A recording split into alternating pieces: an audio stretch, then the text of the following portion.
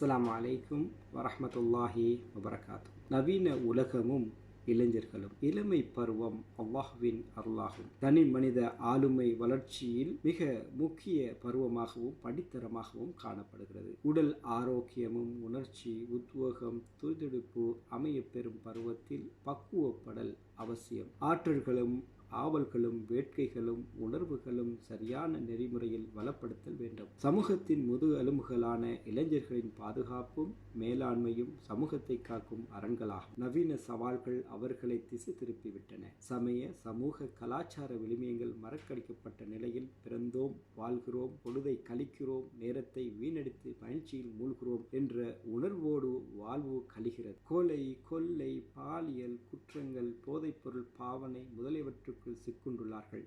எனவே வாலிபர்கள் விடயத்தில் கவனம் செலுத்துவதும் ஆரோக்கியமான நல்ல முயற்சியில் இறங்குவதுமே இன்று அவசியமும் அவசரமும். பாடசாலை மாணவர்களை கண்காணிப்பது ஆசிரியர்களுடைய கடமையும் பொறுப்பும். அதே போன்று தனது பிள்ளைகளின் விடயத்தில் பெற்றோர்கள் மிகவும் கவனமாகவும் அவர்கள் எவ்வாறான விடயங்களை மேற்கொள்கின்றார்கள் என்பதை கவனிப்பதும் பெற்றோர்களின் கடமையும் பொறுப்புமாக இருந்து கொண்டிருக்கின்ற காலம். மனிதனை மனிதனாக வாழ விடாமல் அவனை மிருகத்தை விட கேவலமான நடத்தையுடையவனாக மாற்றுவதில் யூத சியோனிச சக்திகள் இளைஞர் யுவதி சமூகத்தில் சீர்கேடுகளையும் நாசகார செயல்களையும் செய்ய வைப்பதில் வழிகாட்டி கொண்டிருக்கின்றது.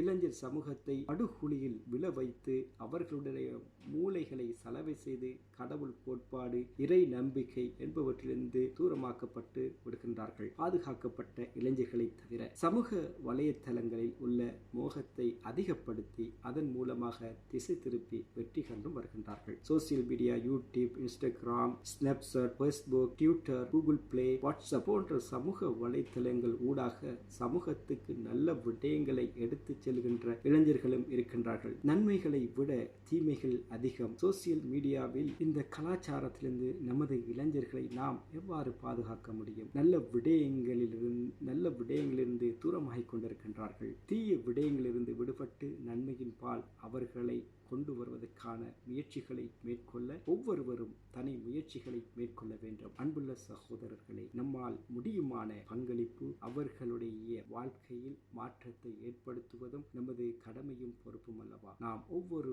மனிதனும் சிந்திக்க கடமைப்பட்டிருக்கின்றோம். இளைஞர்களுடைய விடயத்தில் நாம் முயற்சிகளை மேற்கொள்வோம், மாற்றத்தை ஏற்படுத்துவோம். அன்புள்ள சகோதரர்களே, இது போன்ற சிறந்த பதிவு மூலம் சந்திக்கும் நான் முனாஃபர்.